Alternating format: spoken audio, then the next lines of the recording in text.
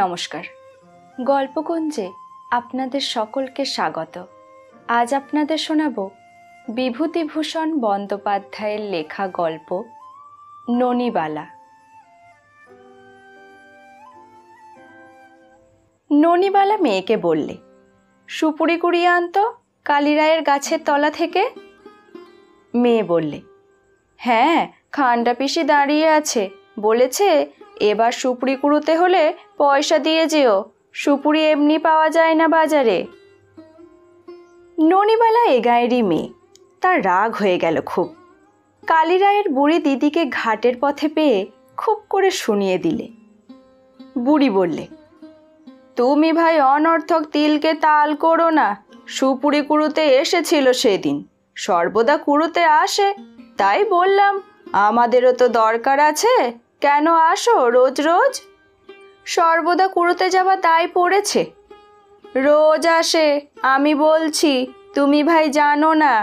কে বললে রোজ যাই? আমি জানি, রোজ দেখি যেতে।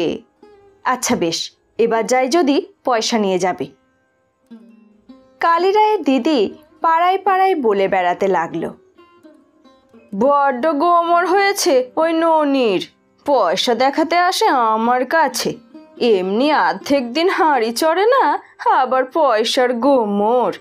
ছিগিরি করে তো চালাচ্ছিস, পয়সা দেখাতে লজ্জা করে না?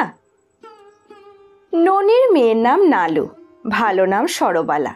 নালু এর গাছের লিচু, ওর গাছের কুমড়োর জালি, শশার জালি চুরি করে আনে।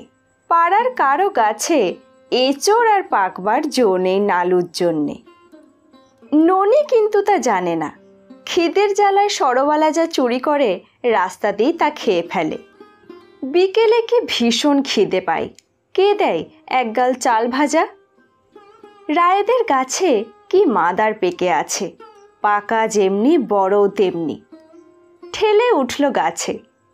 রায় ঠাকুরমা দেখে বললে, মা, গেছো মেয়ে ছেলে কখনো দেখিনি, তুই এমন গেছো হলি কবে? নাম নাম। দুটো মাদার পারছি ঠাকমা।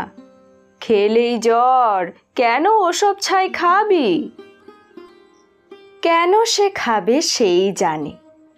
মা ও পাড়ার দামারি কাকার বাড়ি গোয়াল পরিষ্কার করে ও বিচালি কেটে জল তুলে 8টা গরুকে জাপ দেয়। এসব করতে সন্ধ্যের পর মা বাড়ি এসে ভাত রান্না করবে, তবে খেতে দেবে।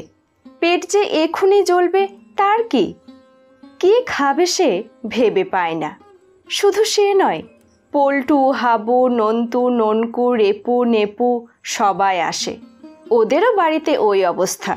দুপুরে ভাত খাও, তারপর বিকেলে হাজার খিদে পাক না কেন খাবার নেই। তবে সে একটু আসে ঘন ঘন, তার মা বাড়িতেই থাকে না যে, সে কি করবে? ওরা চাইলে পায়, তার তো চাইবার লোকই নেই। অথচ খিদে, কি ভীষণ খিদে, পেটের মধ্যে কেমন যেন কামড়ায় খিদের জ্বালায়। রাত্রে নালুর জ্বর হলো, ননি পড়ে গেল মুশকিলে। মেয়ের গা দেখলে পুড়ে যাচ্ছে, কি খেতে দেবে? রোগীর পথ্যি কি আছে ঘরে? ডাক্তারই বা কোথায়? এক আছে সুরেন ডাক্তার, 2 টাকার কম এ রাত্রে আসবে না। মেয়ের গায়ে হাত দিয়ে দেখে বললে, যেমন তুমি তেমন হয়েছে আমার অবস্থা, কি যে করি। রাত্রে বড্ড জ্বরটা বাড়তে সে চেঁচিয়ে ডাক দিলে প্রকাশ গাঙ্গুলির স্ত্রীকে, ও জ্যাঠাইমা, জ্যাঠাইমা, এদিকে একবার আসুন, খুকির বড্ড জ্বর। প্রকাশ গাঙ্গুলির স্ত্রী চোখ মুছতে মুছতে উঠে এলেন ঘুম থেকে। অনেক রাত দেখে বললেন, তাই তো, বড্ড জ্বরটা বেড়েছে। কুইলিনের বড়ি আছে আমার কাছে, কাল সকালে খাইয়ে দিও। দেখুন তো জ্যাঠাইমা, গরিবের ঘরে কি কাণ্ড। তাই তো বাপু, সবই অদেষ্ট তোমার বাবা ভালো দেখেই বিয়ে দিয়েছিলেন। দোজবরে তাই কি দিব্যি চেহারা, কলকাতায় বাসা, ইঞ্জিনিয়ার লোক, 2 পয়সা আয় ছিল, সইল না তো কি হবে, অল্প বয়সে কপাল পুড়ল। সে তো 100 বার জ্যাঠাইমা, নইলে খুকিকে আজ দুটো পেট ভরে ভাত দিতে পারি নে, এ কি কম দুঃখ? পরের বাড়ি দাসী বৃত্তি, তাতে আমার এ গায়ে অপমান নেই।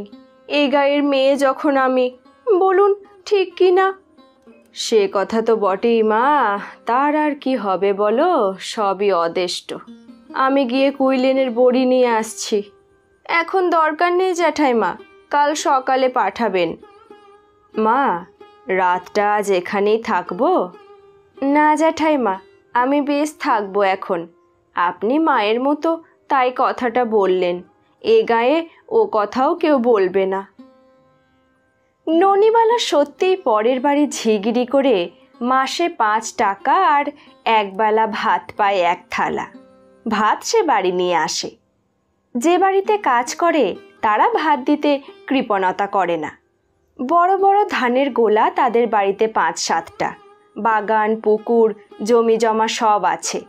মা আর মেয়ে সেই 1 থালা ভাত খায়। ননিবালার বিয়ে হয়েছিল কলকাতার এক বড় ইঞ্জিনিয়ারের সঙ্গে। দোজবরে পাত্র হলে কি হবে, বেশ ছিলেন তিনি দেখতে শুনতে। বয়সটা একটু বেশি ছিল। ননিবালা গিয়ে দেখেছিল তার বয়সের 2টি সৎ মেয়ে আছে তার। সৎ মেয়ে দুটি কোথায় থেকে পড়তো, বাড়িতে আসতো খুব কম। মাত্র 2 বছর স্বামীর সঙ্গে সে তেতলার বাসায় কাটিয়েছিল পরম সুখে। এর মধ্যে বার কয়েক দেখা হয়েছিল সৎ মেয়ে দুটির সঙ্গে। বড় মেয়েটির বিয়ে সব ঠিকঠাক। সে সময়েই স্বামীর অসুখ করল। বিয়েও হলো। মাসখানেকের মধ্যেই স্বামী মারা গেলেন। তারপর বড় মেয়ের স্বামী ছোট মেয়েটিকেও নিয়ে গেল সুদূর পশ্চিমে তার কর্মস্থলে। সৎ শাশুড়ি একা বাসায়। ননিকে কেউ বললেও না সে কি করবে, কোথায় যাবে, কি খাবে। সরবালা তখন 1 বছরের শিশু। দরজায় এসে ট্যাক্সি দাঁড়িয়েছে। বড় সৎ মেয়ে সুললিতা তার ছোট বোন সীমাকে নিয়ে উঠছে মোটরে স্বামীর সঙ্গে। ননিবালা দরজায় দাঁড়িয়ে দেখছে। সুললিতা কাছে এসে দাঁড়ালো। ননির প্রায় সমবয়সী তার এই সৎ মেয়েটি, বরং কিছু বড়। সীমাই ননির সমবয়সী। সুললিতার পরনে দামি ভয়েলের শাড়ি, হাতে পুতির মালা দিয়ে তৈরি ভ্যানিটি ব্যাগ। ননিবালা বললে, এসো মা, সাবধানে থেকো, চিঠিপত্র দিও। ননিবালা পাড়াগাঁয়ের লাজুক মেয়ে, নিজের কথা কিছু বলতে জানে না। সুললিতা বলেছিল একদিন তার স্বামীকে, ওর অভাব কি, বাবা সর্বস্বর পেটে ঢুকিয়ে রেখে গিয়েছেন। ননিবালার পেটরাতে নগদ 22 টাকা আছে, ওই তার শেষ সম্বল, ভগবান জানেন। ননিবালার গহনাগুলো সৎ মেয়ে দুটি চেয়ে নিয়েছিল বিয়ের সময়, বিশেষ করে সুললিতা। ওগুলো নাকি তার নিজের মায়ের গায়ের আদরের গয়না, ন্যায্য মতো নাকি ওরই প্রাপ্য। সুললিতা বেশি কিছু না বলেই বিদায় নিলে। জামা এসে প্রণাম করলে। এই লোকটি প্রথম তার সঙ্গে কথা বললে যাবার সময়। মা, তাহলে আসি। এসো বাবা, চিঠি দিও। আপনি সাবধানে থাকবেন কিন্তু, একা রইলেন এখানে, দিনকাল বড় খারাপ পড়েছে। তা তো বটেই। চিঠি দেবেন? তোমরা আগে দিও। পেছন থেকে সুললিতা বলে উঠল, ওগো দেরি করো না, 10:30 বাজে। ননিবালা ফিরে এসে ঘরে ঢুকে মেয়েকে কোলে তুলে নিলে। বললে, খুকি, ওরা চলে গেল, আমাদের ফেলে রেখে চলে গেল। কার কাছে ফেলে রেখে চলে গেল রে? দেওয়ালে স্বামীর ফটোখানার দিকে চেয়ে ওর চোখ দুটি বেয়ে ঝরঝর করে জল পড়ল। এর মাস 2 পরে মেয়েকে নিয়ে ননি বাপের বাড়ি চলে এসেছিল এবং সেই থেকেই এখানে আছে। আজ 10 বছর আগেকার কথা এসব। সৎ মেয়েরা কোনো চিঠিপত্র দেয়নি, কোনো খোঁজ খবরও নেয়নি। সরবালা সেরে উঠল না। সেই থেকে রোজ সন্ধ্যার সময় একটু একটু জ্বর হয়। না আছে ওষুধ, না আছে পথ্যি। ননি যখন পরের বাড়ি কাজ করতে যায় তখন সরবালা একাই বাড়িতে বিছানায় শুয়ে থাকে। কোনোদিন জ্বর আসে, কোনোদিন আসে না। যেদিন ভালো থাকে সেদিন কামার বাড়ির হর আর মতি তার সঙ্গে কড়ি খেলতে আসে। যেদিন জ্বর আসে কাঁথা মুড়ি দিয়ে পড়ে থাকে, একাই শুয়ে থাকে। ননি কিন্তু খুব শক্ত মেয়ে মানুষ, কিছুতেই সে দমে না। সন্ধ্যাবেলা ফিরে এসে সে বেঁটে কাটে রোজ। আগে বেঁটে কাটতে জানতো না, ক্রমে শিখে ফেললে। 1 পোয়া থেকে 1.5 পোয়া দড়ি কাটত প্রথম প্রথম, ক্রমে 1 সের পর্যন্ত কাটতে লাগলো। রাত 10টার মধ্যে 1 সের দড়ি বেশ সরু করে কাটতে পারে। প্রকাশ গাঙ্গুলির স্ত্রী একদিন এসে বললে, বেঁটে কাটছো মা? বেশ বেশ। শিখেছি জ্যাঠাইমা, কিছু আয় করা তো চাই। কোথায় শিখলি? বাড়িতে। কে আবার শেখাবে? সন্ন্যাসী কাকা বুড়ো বয়সে বেঁটে কাটতো, তার কাটা দেখেছিলাম অনেক দিন আগে, সেই থেকে শিখেছি। সরবালার পা ফুলল, মুখ ফুলল, পুরনো ঘুষঘুষে জ্বর। বললে, এর একটা ব্যবস্থা করো, নইলে খারাপের দিকে যাবে। ননি মেয়েকে সঙ্গে নিয়ে হাসপাতালে একদিন অন্তর যেতে লাগলো। ডাক্তার সাহেবকে বুঝিয়ে বললে মেয়ের রোগের ইতিহাস। মাস 2 ধরে একদিন অন্তর কামাই করবার ফলে চাকরি গেল ননির। 1 থালা ভাত আসে না, টাকা কটাও গেল। এমন হলো খাওয়া জোটে না। সরবালা সেরে উঠেছে একটু, কিন্তু খাবার অভাবে শুধু কাঁচা পেয়ারা খায় হিমি ঠাকরুনের পেয়ারা তলায় বসে বসে। এর ওপর এক নতুন বিপদ বাঁধল। যাদের বাড়িতে ননি ঝিগিরি করত, কাজ ছেড়ে দেওয়ার ফলে তারা খুব চটে গেল। তাদের হাতে গ্রামের কন্ট্রোলের দোকানের কাপড় দেওয়ার ভার। 3 মাসের মধ্যে 1খানা গামছাও তারা দিলে না ননিবালাকে। কত অনুনয় করেও তাদের মন গলানো গেল না। বাইরে বেরোনো যায় না আর কাপড়ের অভাবে। তালির ওপর তালি লাগিয়ে যতদিন চালানো যায় চলল, আর চলে না এমন অবস্থায় এসে পৌঁছল। বিকেলবেলা ননি মেয়েকে বললে, হ্যাঁ রে, বেটের দড়ি কাটতে বসবি? সন্ধ্যের সময় বসবো মা। তেল নেই, অন্ধকারে হবে না, এখন বস, তবু আনাচারেক পয়সা হবে সকালবেলা। মা একটা কথা শুনবে? আমি ঢ্যাপের বিচি আনবো মাদলার বিল থেকে। তুমি ঢ্যাপের খই করতে জানো? খুব জানি। তুই আনতে পারবি? কার সঙ্গে যাবি সেখানে? বিলের জলে কেউটে সাপের আড্ডা। বাগদি বউ যাবে আর আমি যাব। বাগদি বউ বলছিল ঢ্যাপের খই খেলে একবেলা কেটে যাবে, রাত্রে আমরা ঢ্যাপের খই খাবো। ননির মুখে দুঃখের হাসি দেখা দিল। তার আদরের মেয়ে আজ দুলে বাগদিদের মেয়ের মতো ঢ্যাপের খই খেয়ে রাত কাটানো খুশির ব্যাপার বলে মনে করছে। মেয়েকে বললে, নালু, কাউকে বলিস নে যে ঢ্যাপ তুলতে যাবি। এ গায়ে আবার এদিকে নেই, ওদিকে আছে কি না। সরবালা চলে গেল বাগদি বউ নীলার সঙ্গে। ননি বললে, ও নীলি, দেখিস দিদি, নালু যেন বেশি জলে যায় না, পদ্ম গাছে বড্ড সাপ থাকে। সরবালার মন খুশিতে ভরে উঠল। মাদলার মস্ত বড় বিল পদ্ম আর নাল ফুলের বনে ভরে আছে। নীল আকাশ উপুর হয়ে আছে বিলের ওপর।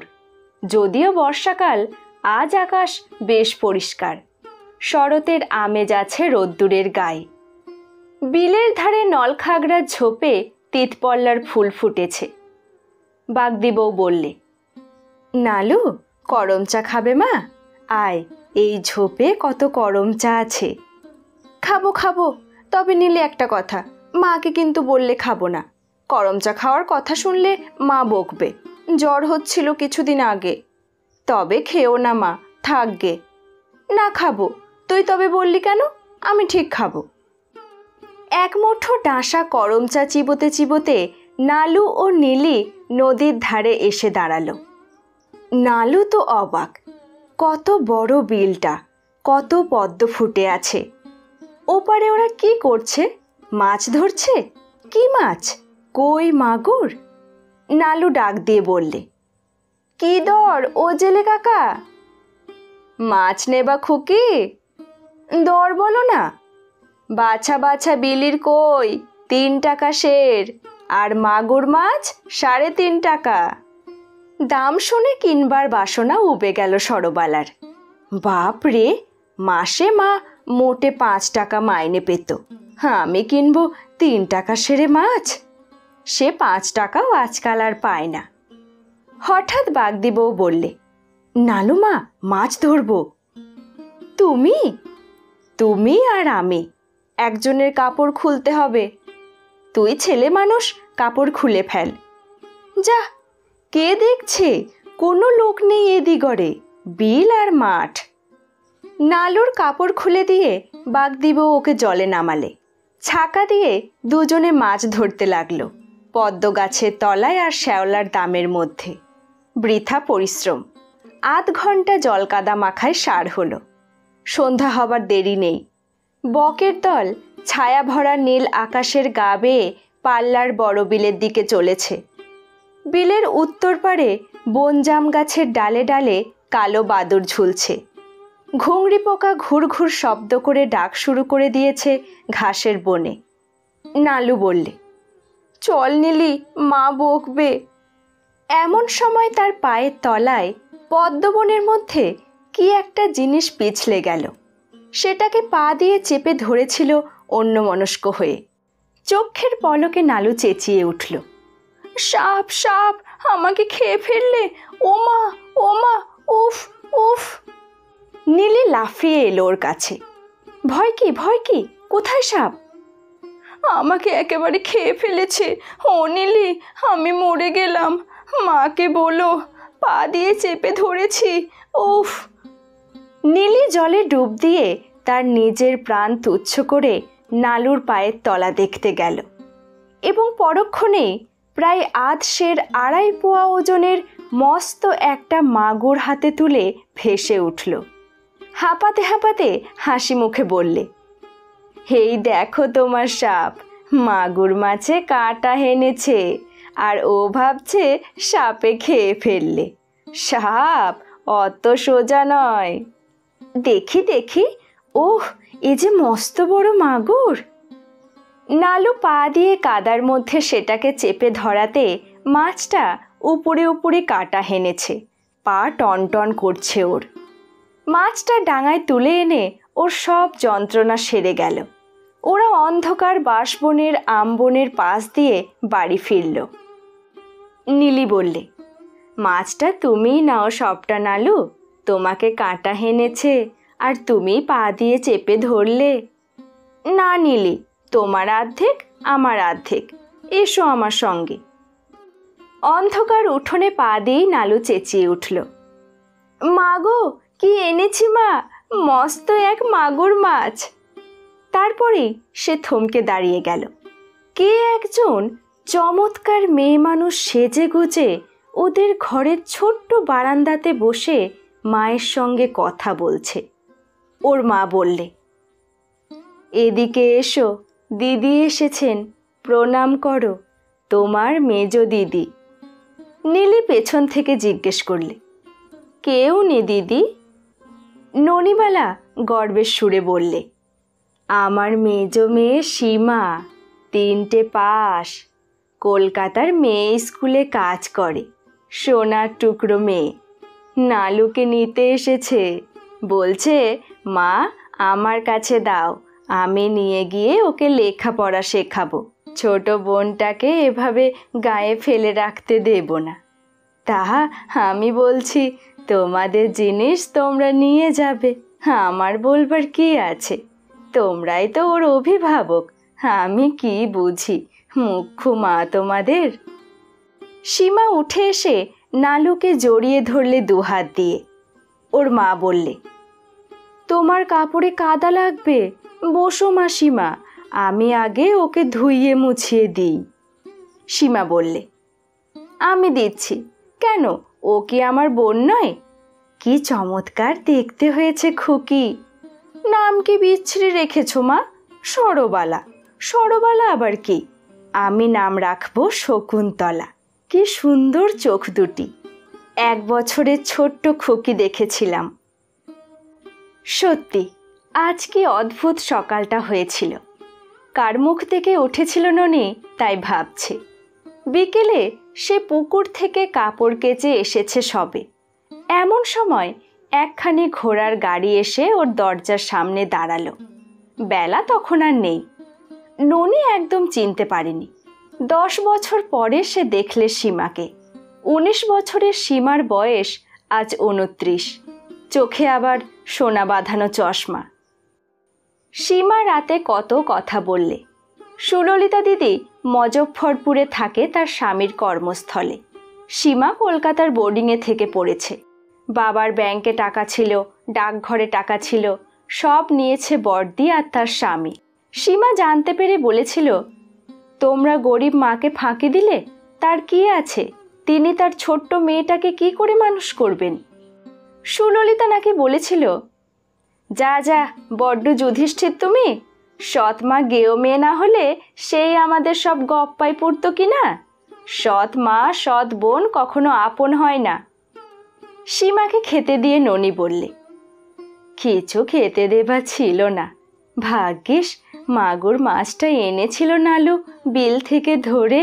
বুঝলি নালু, তোর মাছ ধরা সার্থক হলো। সীমা পরদিন বিকেলে সরবালাকে নিয়ে নৌকায় উঠল। যাবার সময় বললে, মা আমি তোমাকে নিয়ে যাব, বাসা ঠিক করি আগে। বাসাটা ছোট, শকুন্তলার জন্য ভেবো না, ওকে গিয়েই স্কুলে ভর্তি করে দেব। জন্মাষ্টমীর ছুটিতে নিয়ে এসে দেখিয়ে যাব একবার। ও যে আমার বাবার মেয়ে, তা আমি কি ভুলতে পারি মা? পুজোর পর তোমাকেও যেতে হবে। রান্নার ডিপার্টমেন্ট তোমার হাতে তুলে দিয়ে আমরা 2 বোন লেখাপড়া নিয়ে থাকবো। কি বলিস শকুন্তলা?